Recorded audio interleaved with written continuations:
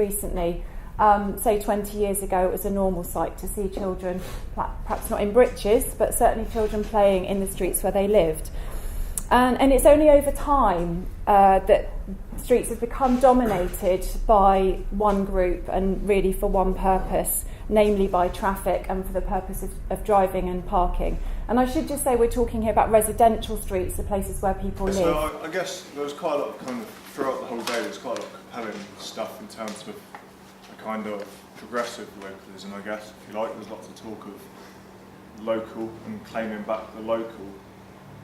But I did kind of wonder, how do you start to make that jump, or even, not necessarily a jump, but are they kind of building communities on a more kind of global or even more national or even regional kind of scale, beyond thinking about community as in kind of close to my house and my kind of proximate kind of area, because there was kind of nod towards housing crisis, you know, and nod towards support for refugees in Stokes Croft and supporting that. But how do you, obviously a good thing, so how do you try and build communities in a more stretched out kind of way which supports a lot of these sort of initiatives? Because housing crisis, affordable housing, there's a limit to community land trusts and cooperative housing and so forth. So how do you start to try and build something which stretches out a bit more? I guess that's a slightly open-ended question.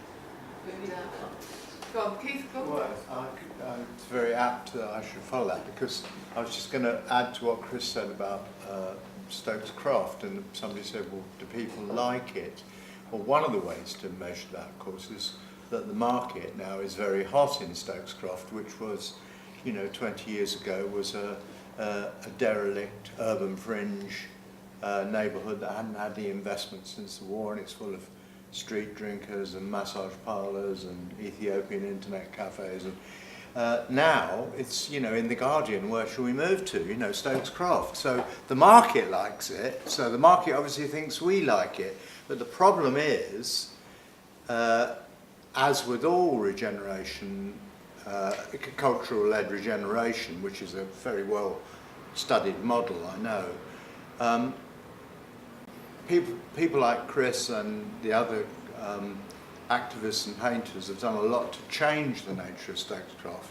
But when the market moves in, the general experience is the people that created the value don't get any of it, because the market works as the market's always going to do. That's why we've started a land trust in Stokes Croft, to try and buy as much of it before they do. That was a good question that you asked over there. I suppose the idea behind doing this whole Stokes Croft thing was to create an exemplar, with the idea that the problems that beset us in our local communities are the same as beset everybody. And I see exact parallels with out of town entities taking control of the properties in Stokes Croft and thereby directing it, as happens in the rainforest in Ecuador. It's the same thing. And I actually think we need to be thinking very hard about institutional change, the nature of the corporation, the way our organisational systems are. We need to be taking one step back and think about the conceptual frameworks that govern everything we do as we spin into this new world of increasing globalisation. And, corporations, they have all the rights of an individual. It's insane, the power that these institutions have, and they are run by people who have very little control over their actions, for shareholders who are very much divorced from it, from the actions of their things. So institutional change has to be part of it, and perhaps some of that is that if any large corporation or any large business wants to come in, then a percentage of that has to belong to the local community. And that's what academia is for working out the ways that we have got to come up with better systems than we currently have, because all of the stuff we're talking about, and this system, the economic system, the capitalist system, it's only been around about 250 years. Civilization's only been around about 8,000 years. It's recent everything that is in the frameworks of our mind, we can change.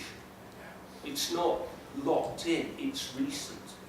It's recent. This, you know, the only reason that the squatters will be thrown out of that building by the property developers is because we as a massive community accept that as the paradigm.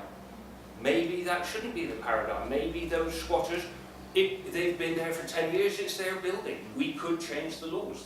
We could work out different ways of doing things. So that's kind of the best answer I can give to your question. Naomi, can I ask you a question? I've got two questions. One's a bit boring and one's more interesting. But one is about highways rules and how different local authorities are putting in kind of insurance and other requirements. So that I'd just like you to talk a bit about that, because that is really problematic, because we all know Bristol is the best place in the country, as you can see. But there are local authorities who are not so proactive, and that's been problematic for playing out. And the other question was, to what extent is playing out a feminist organisation?